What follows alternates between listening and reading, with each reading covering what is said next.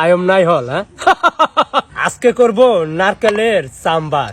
আমি করি, আপনারা দেখেন। হ্যাঁ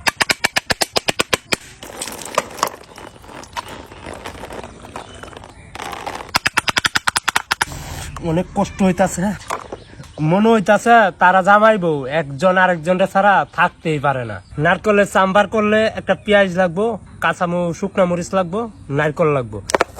পেঁয়াজ ফালটা শেষ, আমার এগুলি গাঁথা শেষ। এখন নারকেল গুলো গাঁথবো। তো গাঁথার জন্য আমি কিন্তু শিক ব্যবহার করতেছি, আপনারা চাইলে যে কোনো কাঠি ব্যবহার করতে পারেন। এখন আমার সবগুলা গাঁথা শেষ, এগুলি আমি পুইরা নিব।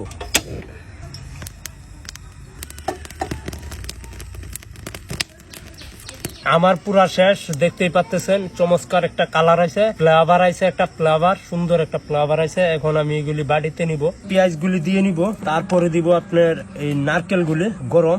এরপরও আপনারা দেখবেন, সাবধানে করবেন। এখন এইগুলির সেচা নিব, সুন্দর একটা ফ্লেভার আইতাছে। আমি মূলত সেচনির মধ্যে সেচা কুলাই তাত্তাছি না, এই কারণে একটু বাইকটা লইয়াম।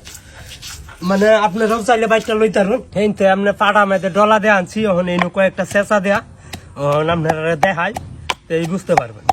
আর আমি একটু খায়া দেখি। ওয়াও, অসাধারণ অসাধারণ। মানে এটা মূলত সাউথ আফ্রিকার খাবার, মানে এরকম অসাধারণ একটা খাবার, ওয়াও একটা খাবার আমি জানতামই না।